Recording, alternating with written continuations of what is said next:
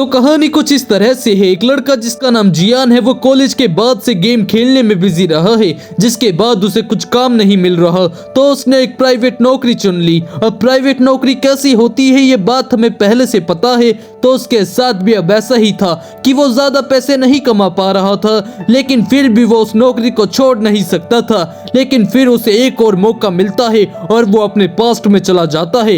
वैसे अब आगे क्या हुआ यहाँ से ये चीज हमें इस वीडियो को पूरा देखकर ही पता चलेगी। तो कहानी की शुरुआत में हम देखते हैं कि अभी जियान रोज की तरह अपने काम पर यानी कि उस कंपनी में जा रहा था जहाँ पर वो वर्क करता है। वो थोड़ा सा लेट था लेकिन वो दौड़ते हुए सही टाइम पर पहुंच जाता है। अभी ऑफिस में आने के बाद वो काम तो कर रहा था पर ज्यादा मन नहीं लग रहा था, इस वजह से वो स्क्रीन शिफ्ट करते हुए गेम भी खेल रहा था। तभी वहां पर उसका बॉस आता है, लेकिन बॉस उसे देख पाए इससे पहले ही वो स्क्रीन फिर से शिफ्ट कर काम करने लगता है। और अब इस तरह से पूरा दिन बीत जाता है और शाम हो जाती है। उसकी छुट्टी शाम के 6 बजे होती है, इसलिए जैसे ही 6 बजते हैं तो तुरंत ही वो उठकर वहां से जाने लगता है। तब वो अपने दोस्त से पूछता है कि क्या हम सच में 14 दिन के अंदर किसी गेम को क्रिएट कर सकते हैं, जिस पर उसका दोस्त कहता है कि हाँ ऐसा पॉसिबल है। अभी अभी रिसेंटली एक वेबसाइट निकली है जिस पर हम अगर किसी भी कोड के बारे में लिखते हैं तो अपने आप ही कोड जनरेट हो जाता है, जिस वजह से गेम क्रिएट करना बहुत आसान है, पर वो थोड़ा पैसे लेते हैं। अब जियान ये सुनकर खुश हो गया था। यांग के वहां से जाने के बाद वो तुरंत ही उस वेबसाइट को ओपन करता है और वहां गेम बनाना शुरू करता है। अभी वो एक ड्राइविंग गेम बना रहा था जिसमें उसने 20,000 येन सिर्फ एक थीम के लिए खर्च कर दिए थे, ये देखने के लिए कि वो जगह कैसी है। और अब उसे वो डेजर्ट एरिया बहुत ज्यादा पसंद आया था, इस वजह से वो एक अच्छी सी कार को सिलेक्ट करता है। साथ ही फिर वहां पर जो थोड़े बहुत पैसे बच रहे हैं उनमें वो आसपास की चीजें जैसे सन वगैरह नेचर वगैरह क्रिएट करता है। उसे ये गेम बोरिंग बनानी थी, इस वजह से वो इस गेम का जो फिनिशिंग टाइम है वो उसे 8 घंटे का कर देता है। साथ ही उसने इसमें कुछ रेस वगैरह कुछ भी ऐड नहीं की थी, कोई दूसरा कंप्यूटर प्लेयर भी नहीं है, मतलब जो व्यक्ति इसे खेलेगा वो सिर्फ अकेला ही ड्राइविंग करता रहेगा 8 घंटे तक। और फिर अगर जिसने भी इस गेम को एक बार ओपन कर लिया वो इसे हटा नहीं सकता। जियान समझ गया था कि उसका प्लान पूरी तरह से कामयाब होने वाला है, ये दुनिया का सबसे बेकार गेम होगा। जियान तुरंत ही उसे क्रिएट करते हुए सेव कर देता है और उसका नाम लोनली डेजर्ट रखता है। जियान ने पूरी रात जागते हुए इस गेम को क्रिएट किया था। अगले दिन हम देखते हैं कि यांग और उसके जो बाकी दोस्त वो आते हैं और कहते हैं कि जो पड़ोसी हैं मतलब कि बाजू के कमरे में जो स्टूडेंट्स हैं उन्होंने गेम के लिए चैलेंज किया है। वैसे वो एक गेम बहुत टाइम से खेलते आ रहे हैं, ये जियान वाला गेम नहीं है। इस गेम के दौरान वो जियान को भी इनवाइट करते हैं पर जियान रात भर जागा था, इस वजह से वो मना कर देता है। अभी यांग बहुत ही बुरे तरीके से कह रहा था क्योंकि वो लोग थोड़े से नूब प्लेयर हैं। यांग पूछता है कि तुम्हें कोई प्रॉब्लम तो नहीं हो रही क्योंकि हम गेम खेल रहे हैं, शोर हो सकता है। पर इस पर जियान कहता है नहीं मुझे कोई प्रॉब्लम नहीं है। असल में जियान ने अब से जॉब करना शुरू कर दिया है, तब से उसके पास पैसे आने शुरू हो गए हैं और साथ ही वो एंजॉय भी नहीं कर पा रहा क्योंकि उसके पास टाइम की कमी थी और अब वो पैसे कमा कर टाइम बचा सकता है। इसके बाद सीन चेंज होता है और हम एक चाउ नाम के लड़के को देखते हैं जो कि एक कंटेंट क्रिएटर है और उसका सारा कंटेंट गेम के बेसिस पर होता है, जैसे कि कौन सा गेम खराब है तो वो उसका वीडियो बनाता है और कहता है कि इस गेम को बिल्कुल मत खेलो अभी। लेकिन उसको कोई बेकार गेम मिल नहीं रहा था, साथ ही उसे कोई स्पॉन्सर भी नहीं मिल रहा था। तभी अचानक से उसके सामने लोनली डेजर्ट रोड गेम आता है जो कि जियान ने बनाया है। यहाँ अभी वो उसे देखकर पहले तो हैरान था कि उसकी प्राइस मतलब इसे खरीदना सिर्फ 1 रुपए के बराबर है, लेकिन उस पर लिखा हुआ था कि ये गेम आपकी लाइफ चेंज कर सकता है। इस वजह से अब वो उसे खेलने का डिसाइड करता है। वो उसे ओपन करता है और कार चलाना शुरू करता है। पहली चीज तो ये बेकार थी कि इसमें कोई स्टोरी नहीं थी, वो बस कार चलाए जा रहा था, जिस वजह से वो थोड़ा बोर होने लगा था। तभी उसे पीछे से आवाज सुनाई देने लगती है। वो जब पीछे मुड़ता है तो अचानक से वो आउट हो जाता है। अब वो कंट्रोल्स के थ्रू खेलना चालू करता है पर कुछ देर में ही खेलते रहने के बाद वो गेम फिनिश नहीं हो रहा था। ये देखकर वो गेम पॉज करता है कि मैं इसे बाद में खेलूंगा, लेकिन वो ऐसा भी नहीं कर सकता था क्योंकि जियान ने रूल बना दिया था कि ये गेम पॉज नहीं किया जा सकता, जिस वजह से वो एक बार फिर से आउट हो जाता है। लेकिन अब उसने फैसला कर लिया था कि वो इस गेम को क्लियर करके रहेगा, जिसके बाद वो उसे बार बार खेलने लगता है। लेकिन कुछ भी हो जाए पर वो 30 मिनट या 40 मिनट के बाद आउट ही हो रहा था। तभी वो सोचता है कि इस गेम को खेलने का कोई फायदा नहीं है। वो उसे हटाने वाला था, लेकिन उस वक्त उसके स्क्रीन पर लिखा हुआ था कि एंड पॉइंट पर कोई चीज तुम्हारा इंतजार कर रही है, तुम्हें इस गेम को फिनिश करना ही होगा। जिसके बाद चाओ, जो कि एक गेम एडिक्ट है, वो उस गेम को एंड करने का फैसला करता है। वो पूरे 8 घंटे तक लगातार उस गेम को खेलता रहता है और जब वो फिनिश लाइन पर पहुंचता है तो उसके माइंड में डोपामिन फील हो चुका था। यहाँ पर उसे लगा था कि कुछ तो रिवॉर्ड मिलेगा, लेकिन सामने लिखा था कि सक्सेसफुली तुमने अपने 8 घंटे बर्बाद कर लिए हैं। जो कि सुनकर चाओ बहुत ही ज्यादा गुस्सा होता है और कहता है कि ये तो बहुत ही बड़ा स्कैम है। दूसरी तरफ अभी जियान बहुत खुश था क्योंकि उसके गेम को सिर्फ एक लड़के ने डाउनलोड किया है। वो सोचता है कि वो लड़का भी पागल है जिसने इस गेम को डाउनलोड किया। अभी वो कॉलेज में बैठा हुआ था जहां पर कुछ बच्चे बात कर रहे थे कि लोनली डेजर्ट गेम वायरल हो रहा है, जबकि उसमें कुछ भी नहीं रखा। यह सुनकर जियान हैरान हो जाता है और वो तुरंत ही वहां से भागता है।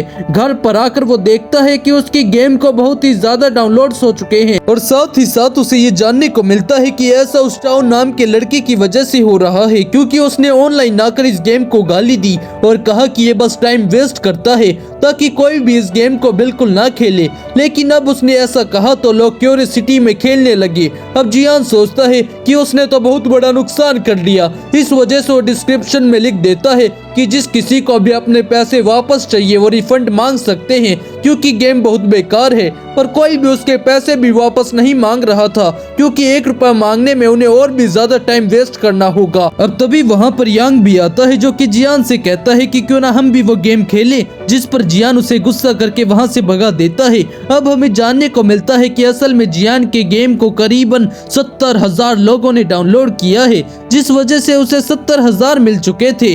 लेकिन अब उसने प्रॉफिट कमाया है, जिस वजह से उसको लॉस हुआ और सिर्फ 700 मिलते हैं। ये देखकर जियान बहुत ही ज्यादा हैरान हो जाता है, क्योंकि ये सिर्फ 1% पर था। वो सोचता है कि अगली बार वो ऐसी गलती नहीं करेगा। तभी रिची सामने आकर उसे बताता है कि उसे इस बार 3 लाख कॉइन मिलने वाले हैं, मतलब 3 लाख रुपए मिलने वाले हैं, जिससे उसे एक और गेम डिजाइन करना है। जियान ये देखकर हैरान था कि उसने पहले से 50,000 में इतना परफेक्ट गेम बना लिया, 3 लाख आखिर वो खर्च कहाँ करेगा। अब तभी यांग खड़ा होकर कहने लगता है कि हमें फिर से हमारे नेबर्स को चैलेंज करना चाहिए और उन्हें हराना चाहिए, जिस पर बाकी सभी दोस्त भी तैयार थे।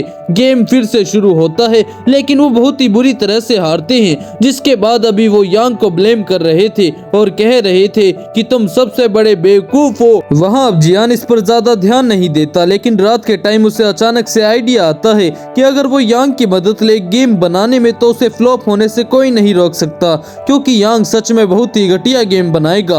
वो रात को ही यांग को जगाता है और कहता है कि मुझे तुम्हारी मदद चाहिए, लेकिन ये देखकर यांग डर जाता है कि इतनी रात को जियान को क्या मदद चाहिए, इसलिए वो चिल्लाता है, जिस वजह से पूरा हॉस्टल जाग चुका था। इस वजह से जियान अभी यांग से कुछ नहीं कहता, लेकिन अब अगले दिन से वो उसके पीछे पड़ चुका था। यांग ये देखकर बहुत डर गया था कि आखिर जियान चाहता क्या है, जिस वजह से वो वहाँ से भागता है। पर फिर जियान उसका रास्ता रोकते हुए उसे सच बताता है कि उसे गेम डेवलप करना है, जिसमें उसे यांग की मदद चाहिए। यांग इस पर तुरंत ही मना कर देता है और कहता है कि हम कभी भी एक गेम बनाने में कामयाब नहीं हो सकते। पर इस चीज पर जियान कहता है कि मैंने अभी अभी एक गेम बनाया जिसमें मैंने 3 लाख रुपए कमाए, और वो नाम भी बता देता है कि उसने ही लोनली डेजर्ट रोड गेम बनाया है। यह सुनकर यांग शॉक हो जाता है। अब वो कहने लगता है कि तुम तो सच में एक जीनियस हो। वैसे इसके बाद वो लोग प्लानिंग कर रहे थे कि वो किस तरह से गेम बनाएंगे। यहाँ यांग कह रहा था कि हमें पहले तो हमें कोई कोड वगैरह के बारे में जानना होगा, और इसलिए वो तुरंत ही कुछ बुक्स ले आया था जिनमें कोडिंग के बारे में लिखा हुआ है। पर जियान कहता है कि नहीं, इसकी जरूरत नहीं है, क्योंकि हमारे पास ऑलरेडी एक वेबसाइट है जहां से हम आराम से कोड क्रिएट कर सकते हैं। अब यांग वहां से चला जाता है, लेकिन यांग ने हार नहीं मानी थी। वो अब भी उन बुक्स को पढ़ने की कोशिश करता है, पर उसको भी नींद आ जाती है। ये देखकर जियान खुश था और कह रहा था अब सक्सेसफुली मैं एक फ्लॉप गेम बना पाऊंगा। अभी जियान को डिसाइड करना था कि आखिर उसे किस तरह का गेम बनाना है। पहले वो सोचता है कि क्यों ना वो एक ड्राइविंग गेम ही बनाए, लेकिन फिर उसे ये भी याद आता है कि उसका अभी एक गेम चल चुका है और अगर उसने फिर से ऐसा गेम बनाया तो लोग उसे डाउनलोड जरूर करेंगे। इस वजह से अब वो मोबाइल गेम की तरफ शिफ्ट हो जाता है। अब एक बेकार गेम बनाने के लिए उसे बहुत ही ज्यादा रिसर्च करनी पड़ती है। वो मार्केट में देखता है कि किस तरह के गेम चल रहे हैं और किस तरह के नहीं। उसे एक गेम कोड दिखता है जो कि बहुत ही ज्यादा फेमस चल रहा था। ये देखते ही कई सारी कंपनियों ने उसकी कॉपी क्रिएट की, लेकिन वो कॉपी नहीं चल पाई क्योंकि वो उस कोड गेम जितनी अच्छी नहीं थी। जियान भी डिसाइड करता है कि वो एक ऐसा कोड गेम बनाएगा जो कि बहुत बेकार होगा, क्योंकि जियान ने देख लिया था कि जिनके कोड गेम बेकार थे उन्हें सच में बिल्कुल भी प्रॉफिट नहीं हुआ, बल्कि वो लॉस में ही गए। इसके बाद जियान यांग को लेकर एक रेस्टोरेंट में आता है जहां पर वो खाना खाते हैं और जियान कहता है कि हमें कुछ लोग चाहिए जो कि डिजाइन क्रिएट कर सके। इसके लिए जियान बहुत ही पैसे देने के लिए भी कहता है, जिस पर यांग कहता है कि हमें ऐसा करने की जरूरत नहीं है, हम इसे सस्ते में भी करा सकते हैं। लेकिन जियान कहता है कि नहीं, उसके पास 3 लाख हैं जिसे वो पूरा खर्च करते हुए इस गेम को क्रिएट करना चाहता है। यहाँ पर वो यांग से भी कहता है कि गेम में जो कैरेक्टर होंगे उनकी जो स्टोरी होगी वो तुरंत ही लिखनी है। यांग कहता है कि इससे तो गेम बोरिंग हो जाएगा, पर जियान कहता है कि नहीं, हमें गेम पूरी ईमानदारी से और जितने आइडिया आ रहे हैं वो सारे अप्लाई करते हुए बनाना है, क्योंकि लोनली डेजर्ट रोड गेम को भी मैंने इसी तरह से बहुत प्लानिंग के साथ बनाया था। इस पर यांग हाँ कर देता है और यांग कहता है कि अभी क्यों ना हम इस गेम के जो कैरेक्टर्स है उन्हें ही डेवलप करें या फिर किसी एनिमल की तरह रखें। जियान को यह आइडिया बहुत ही पसंद आता है क्योंकि इससे गेम और ज्यादा खराब लगेगा, इसलिए वो तुरंत ही पहले तो यांग को जीनियस कहता है और कहता है कि मैं तुम्हें हायर करता हूँ और अब मैं तुम्हें हर महीने 3000 येन यानी कि उस करेंसी की सैलरी दूंगा। जिस पर यांग बहुत ही ज्यादा खुश हो चुका था। अब यहाँ से सीन चेंज होता है, हमें एक आदमी को दिखाया जाता है जो कि अभी कार में बैठकर कहीं जा रहा था और यहाँ उसका ड्राइवर कहता है कि लोनली डेजर्ट रोड गेम जिसने बनाया था वो बंदा अभी एक कोड गेम बना रहा है, लेकिन ऑलरेडी कई सारे लोग कोड गेम बनाकर खेल चुके हैं और उसे कुछ और चुनना चाहिए। मुझे नहीं लगता कि इस बार उसका गेम चल पाएगा। लेकिन ये सुनते ही वो आदमी जो कि कार में बैठा हुआ था वो उसे नौकरी से निकाल देता है और कहता है कि आखिरकार तुम किसी की भी क्रिएटिविटी पर शक कैसे कर सकते हो। इसके बाद अब सीन चेंज होता है और हम जियान को देखते हैं जो कि अभी यांग के साथ एक बोट पर था और वहां वो बात कर रहे थे कि वो गेम के कैरेक्टर को डिजाइन करने के लिए वो किससे मदद ले सकते हैं। यहाँ पर जियान पहले इस चीज पर रिसर्च कर रहा था, लेकिन यांग कहता है कि हमें किसी अच्छे आर्टिस्ट की हेल्प लेनी चाहिए जो कि फेमस हो। इस पर जियान कहता है कि बिल्कुल नहीं, अगर हम किसी अच्छे आर्टिस्ट को लेंगे और हमारा गेम चल गया जो कि चलने ही वाला है तो ऐसे में सारी स्पॉटलाइट उसके ऊपर आ जाएगी, लोगों को लगेगा कि हमने बहुत ज्यादा मेहनत की है। ये बात यांग को भी सही लगती है। वैसे अब वो वहाँ से लौट आते हैं तो जियान थोड़ी रिसर्च करते हुए एक लड़के के बारे में पता लगाता है। वो लड़का असल में 24 कैरेक्टर्स डिजाइन करता है, लेकिन जियान को 24 कैरेक्टर्स नहीं चाहिए थे, पर फिर भी वो किसी तरह से यांग को मना लेता है कि हमें इसे हायर करना है। इसके बाद अब एक ऑनलाइन मीटिंग होती है जहां पर यांग और जियान उस लड़के से बात कर रहे थे। वो लड़का वहां सामने आता है, उसका नाम जिन है और अब जियान उससे कहता है कि हमें टोटल 50 कैरेक्टर डिजाइन करवाने हैं। यांग कहता है कि मुझे ये किसी दूसरे गेम डेवलपर की चाल लग रही है, लगता है उसने किसी को हायर किया है नेगेटिव रिव्यू देने के लिए। अभी जियान ऐसे एक्टिंग कर रहा था जैसे कि उसे ये सुनकर बहुत ज्यादा दुख हुआ, लेकिन अंदर ही अंदर वो बहुत ही ज्यादा खुश था। जिस भी आदमी ने ये किया है वो उसे दुआएं दे रहा था। अब यांग रिप्लाई करने लगता है, वो भी नेगेटिव रिव्यू का पॉजिटिवली, लेकिन जियान उससे कहता है कि ऐसा बिल्कुल मत करो, हमें अभी रिप्लाई नहीं करना चाहिए। यांग सोचता है कि जियान कितना कमाल का है, उसने इतना सारा पैसा इन्वेस्ट किया लेकिन फिर भी वो कितना शांत है। अब इसके बाद सीन चेंज होता है और हम जियान को देखते हैं जो कि इस वक्त लोनली डेजर्ट रोड गेम खेल रहा था। वो इसके बाद अपना बनाया हुआ गेम चेक करता है, उसे गेम में कोई भी कमी नहीं लग रही थी, लेकिन वो रिव्यू और डाउनलोड नंबर देखकर थोड़ा उदास था। वो अपने दोस्तों को भी बताता है, जिसके बाद उसके दोस्त कहने लगते हैं कि कितना परफेक्ट गेम है लेकिन ये चल क्यों नहीं पा रहा है। तो इस पर जिन कहने लगता है कि शायद ऐसा मार्केटिंग की वजह से हो रहा है, क्योंकि इसके ओनर ने मतलब जियान ने मार्केटिंग ही नहीं की। साथ ही साथ गेम लॉन्च करने से पहले एक गेम पीरियड लॉन्च होता है जिसमें टेस्टिंग की जाती है गेम की, वो भी जियान ने नहीं किया। अब यहाँ पर जिन यांग को कॉल करता है और उसे बताता है, उससे बात करते हुए पूछता है कि आखिर गेम के अंदर सब कुछ सस्ता क्यों है।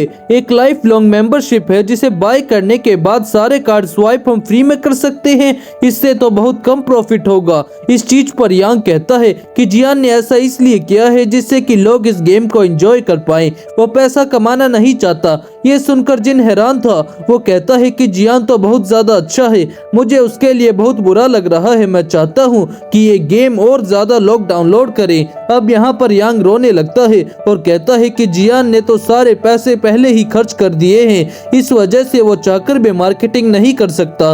उसने ये गेम लोगों के लिए लॉन्च किया है, लेकिन लोग इससे खेल ही नहीं पा रहे हैं, इसी वजह से अभी वो थोड़ा डिप्रेस है। ये सुनकर जिनको बहुत ही ज्यादा बुरा लगता है और कहता है कि मैं उसकी मदद करूंगा, और इसके बाद वो कॉल कट कर देता है। यहाँ पर हम यांग को देखते हैं जिसके चेहरे पर अभी मस्त स्माइल थी। अगर हम चाहे तो यांग को इस सीरीज का मेन कैरेक्टर मान सकते हैं। अब इस तरफ जिन अपने दोस्त के पास आता है और उनसे कहता है कि उन्हें जिन की मदद करनी होगी। उनके दोस्त पूछते हैं कि ऐसा क्यों, तो इस पर जिन कहता है कि जियान एक बहुत ही अच्छा लड़का है, उसने हमें इतना ज्यादा पैसा दिया कि अब वो मार्केटिंग भी नहीं कर सकता, लेकिन हम उसकी मार्केटिंग करेंगे। अब यहाँ से फिर से सीन चेंज होता है और हम जियान को देखते हैं जो कि बैठा हुआ था और बहुत ही ज्यादा खुश था कि उसकी कंपनी इस बार बहुत ही ज्यादा लेस प्रॉफिट क्रिएट करने वाली है, इसका मतलब उसे और ज्यादा प्रॉफिट होगा।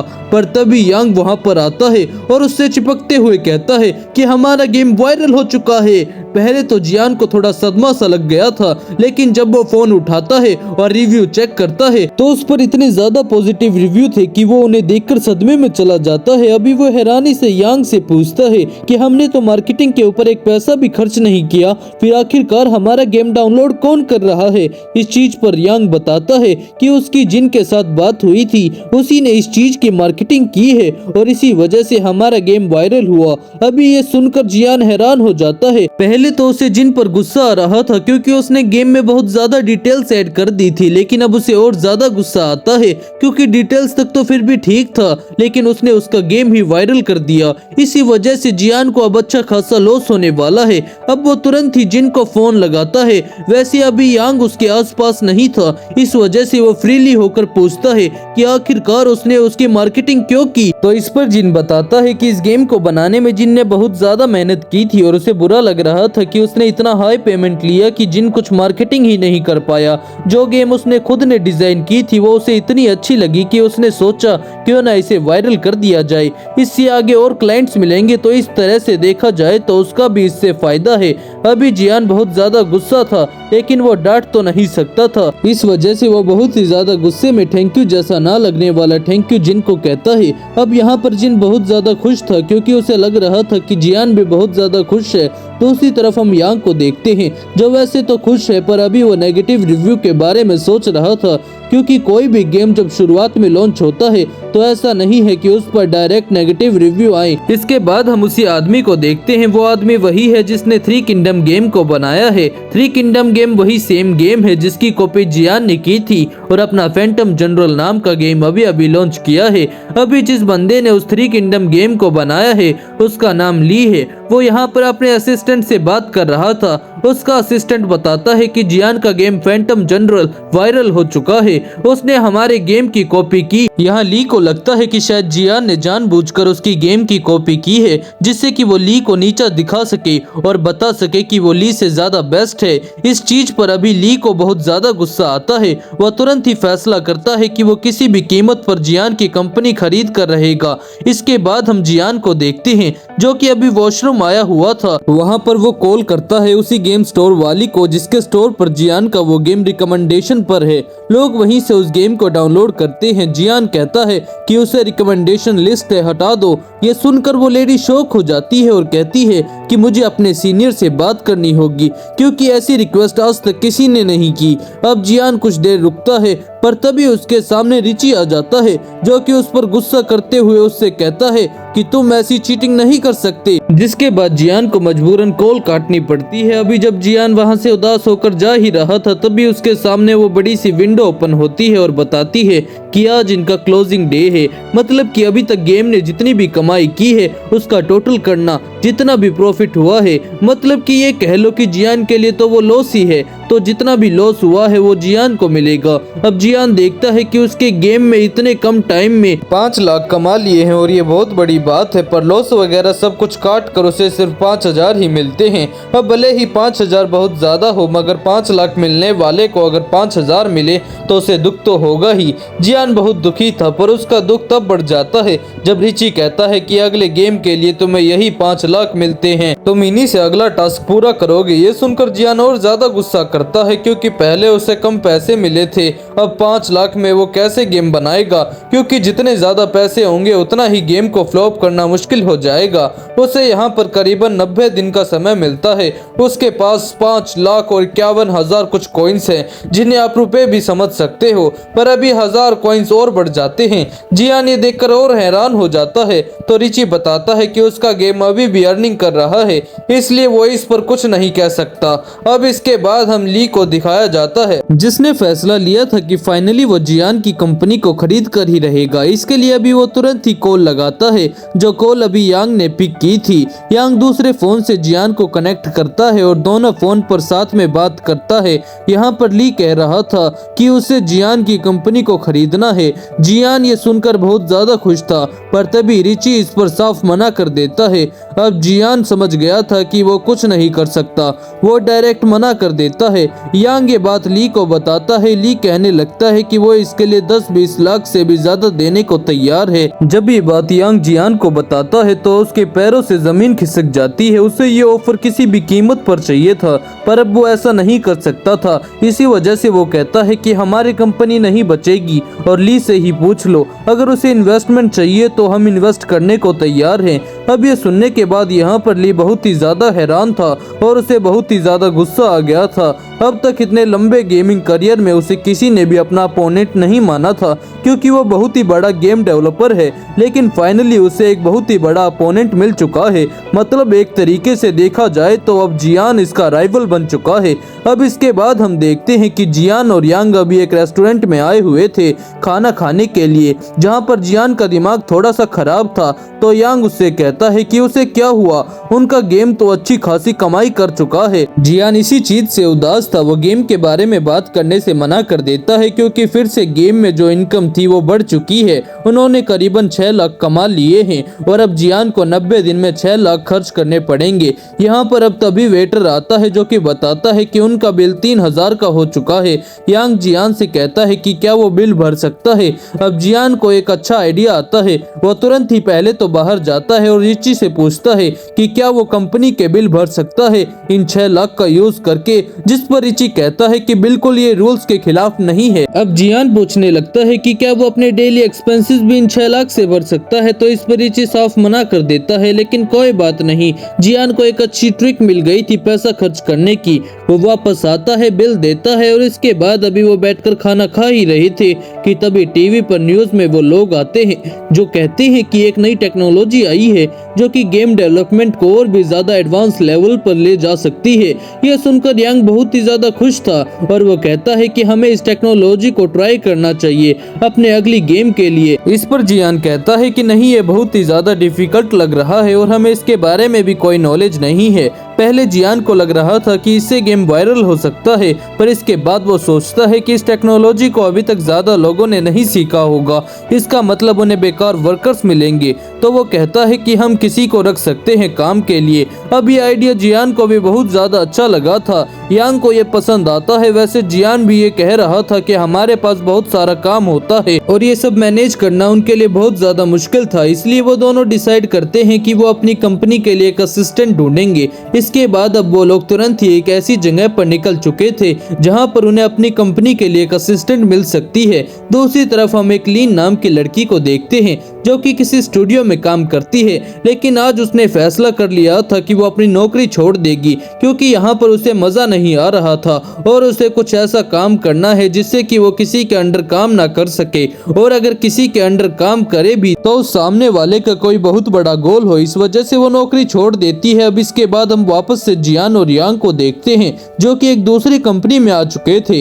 इस कंपनी का काम यही है कि वो उनके क्यूट क्लाइंट्स को उनकी मर्जी के और उनकी जरूरत के हिसाब से लोगों को मिलवाए जो कि उनकी कंपनी में हेल्प कर सकते हैं। अब यहाँ पर उनके सामने एक लॉरेंस नाम का लड़का आता है जिसका काम ही क्लाइंट्स को उनकी जरूरत के हिसाब से लोगों से मिलवाना है।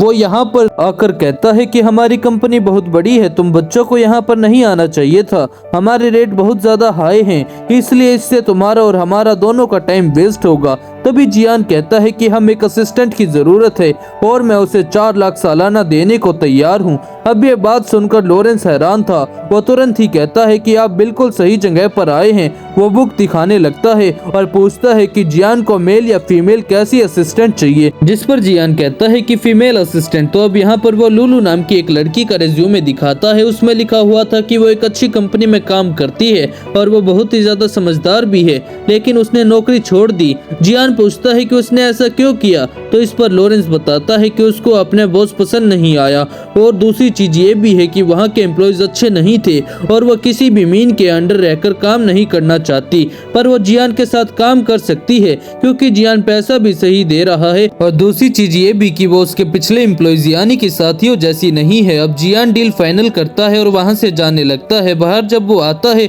तो वहाँ उसे लीन बैठी हुई दिखती है जो कि इस वक्त फैंटम जनरल मतलब कि जियान के बनाए हुए उसी गेम की वीडियो देख रही थी। यहाँ जियान कहता है कि ये गेम बहुत ही बेकार है, जिस पर लीन कहने लगती है कि नहीं, ये गेम बहुत ही बढ़िया है, गेम डेवलपर ने इसे लोगों के लिए बनाया है ना कि अपनी कमाई के लिए। इस पर जियान कहता है कि हाँ ये तो सब कुछ ठीक है, लेकिन इसके जो ग्राफिक्स हैं वो बहुत ज्यादा अच्छे नहीं लग रहे हैं, हर चीज बहुत ही ज्यादा डिटेल में है। इस चीज पर लीन उससे कहती है कि तुम सच में बेवकूफ हो, तुम्हें गेम के बारे में कुछ भी नहीं पता।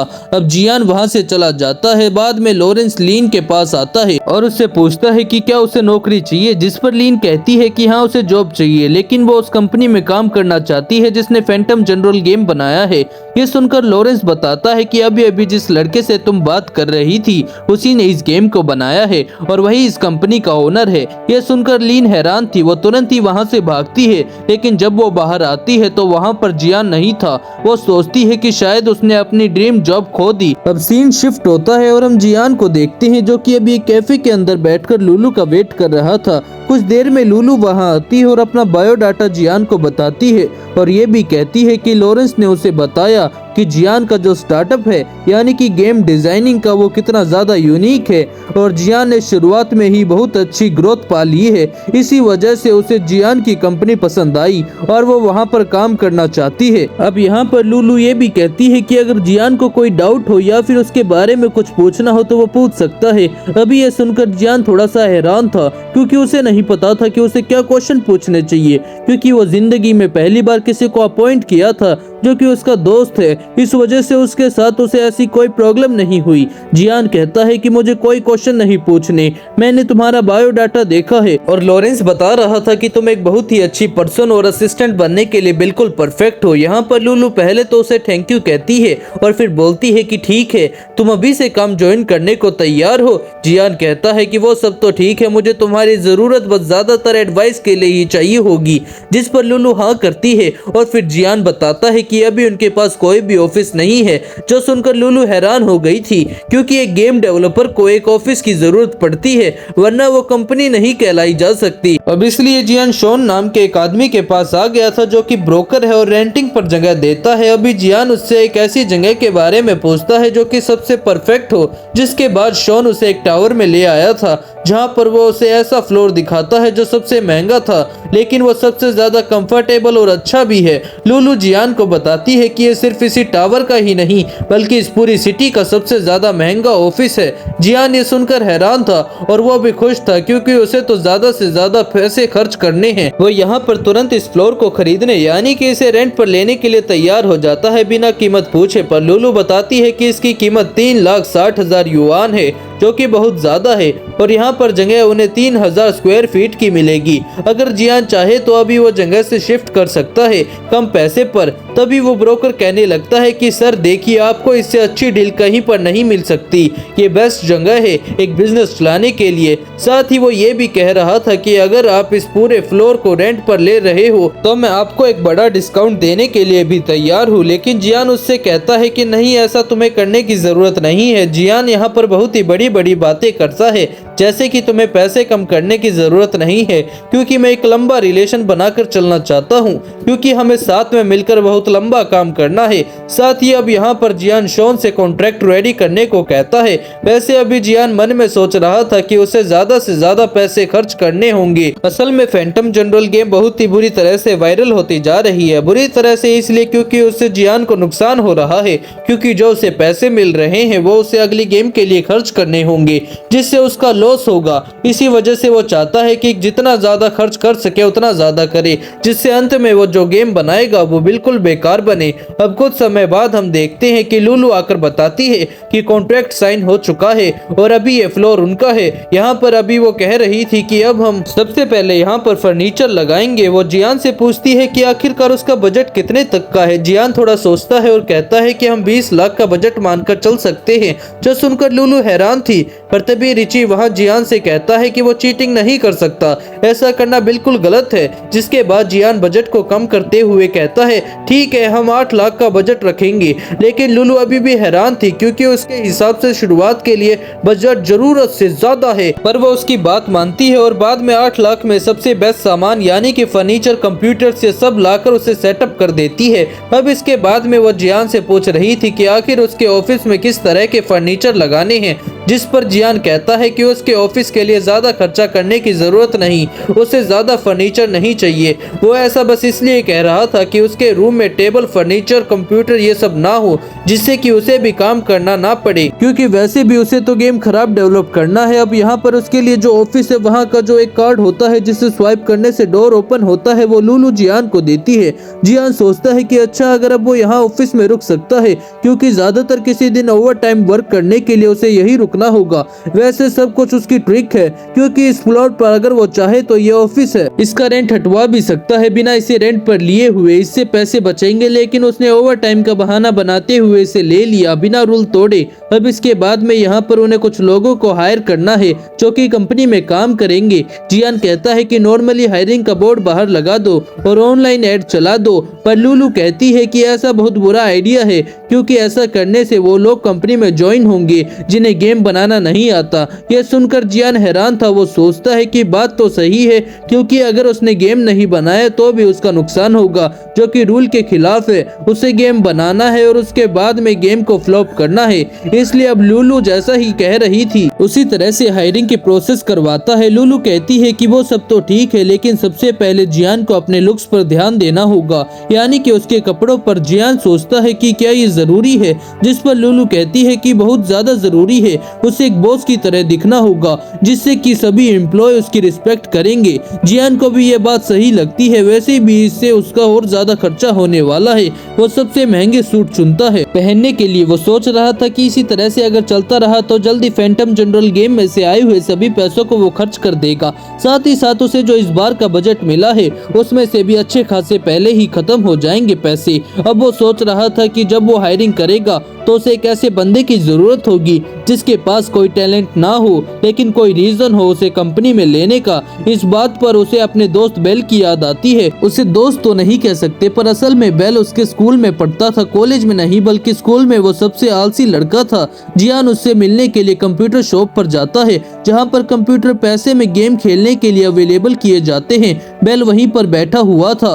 वो एक गेम एडिक्ट है, और कोई छोटा मोटा गेम एडिक्ट नहीं, बहुत ही ज्यादा खतरनाक वाला। उसके लिए 24 घंटे कम है गेम खेलने के लिए। अब इसे कुछ टाइम पर निकाल दिया गया था, क्योंकि उसकी जो रिपोर्ट थी वो बहुत ही ज्यादा बेकार थी। जियान उसके पास इसलिए आया था जिससे कि वो उसे अपने गेम डिजाइनर जॉब के लिए हायर कर सके। जियान यहाँ उसके पास आकर बैठता है और कहता है कि उसे अपनी कंपनी के लिए गेम डिजाइनर की जरूरत है, क्या बेल उसकी कंपनी को ज्वाइन करेगा। जिस पर बेल को लग रहा था कि जियान बस एक स्कैमर है, इस वजह से वो उसकी बात पर ज्यादा ध्यान नहीं देता। पर तभी जियान वहाँ टेबल पर एक पैसे की गड्डी रखता है और कहता है कि उसे सच में गेम डिजाइनर की जरूरत है और ये जो पैसे उसने रखे हैं वो एडवांस सैलरी के तौर पर हैं। अभी बेल समझ गया था कि जियान झूठ नहीं कह रहा, लेकिन बेल बताता है कि वो गेम डिजाइन के बारे में कुछ नहीं जानता। जिस पर जियान कहता है कि उसे बेल पर पूरा भरोसा है, उसके पास असल में बहुत ही ज्यादा अच्छी कंप्यूटर्स है जो कि वो बेल को प्रोवाइड करेगा, उसे बस अपनी क्रिएटिव थिंकिंग का यूज करना है। वो यहाँ बेल के करीब आते हुए कहता है कि उसका सपना है कि वो दुनिया का सबसे बेहतरीन गेम बनाए, जिसके लिए उसे बेल की जरूरत है और इस बार बेल ने हाँ कर दी थी। जियान कहता है कि तुम 2 दिन बाद से ज्वाइन कर सकते हो, क्योंकि अभी हम और लोगों को ज्वाइन करने के लिए ढूंढ रहे हैं। इसके बाद जियान वहां से चला जाता है। बेल हमेशा से चाहता था कि वो एक गेम डिजाइनर बन सके, लेकिन कभी भी उसके लिए ऐसी कोई अपॉर्चुनिटी नहीं आई, लेकिन अब उसे एक ऐसी अपॉर्चुनिटी मिल चुकी है जिस वजह से वो फैसला करता है कि वो पूरा दिल लगाकर काम करेगा। अब इसके बाद सीन चेंज होता है और हम देखते हैं कि जियान वापस से अपने ऑफिस की तरफ आ रहा था। तभी उसे वहाँ नीचे एक लड़का जिसका नाम हैंग है वो मिलता है। यहाँ पर हैंग अभी इंटरव्यू के लिए आया था जियान की ही कंपनी में, लेकिन वो थोड़ा सा घबराया हुआ था और लेट भी था, जो देखकर जियान उससे पूछता है कि वो लेट क्यों हो गया। तो उस पर हैंग बताता है कि वो किसी दूसरी कंपनी में काम करता है और वो लंच टाइम में यहाँ पर आया है जिससे उसकी दूसरी कंपनी की नौकरी ना जाए, क्योंकि उसे नहीं पता कि यहाँ नौकरी कैसे लगने वाली है या लगेगी भी या नहीं। अभी हैंग को नहीं पता था कि वो जिस कंपनी में इंटरव्यू देने आया है उस कंपनी का CEO यानी कि पूरा का पूरा मालिक जियान ही है। जियान भी ऐसा दिखाता है जैसे कि वो खुद भी यहाँ पर इंटरव्यू देने के लिए आया है। अब लिफ्ट नीचे आती है जहाँ उसमें एक लड़का था जिसका नाम लू है और वो हैंग का सुपीरियर है। तो दोस्तों इसी के साथ ही सीरीज का पार्ट 1 यहीं पर एंड हो जाता है। तो दोस्तों आपको ये सीरीज का पार्ट 1 कैसा लगा हमें कमेंट में जरूर बताना, और अगर आपको इस सीरीज का पार्ट 2 चाहिए तो जल्दी से कमेंट में पार्ट 2 लिख दो और इस वीडियो पर जल्दी से 200 लाइक करवा दो।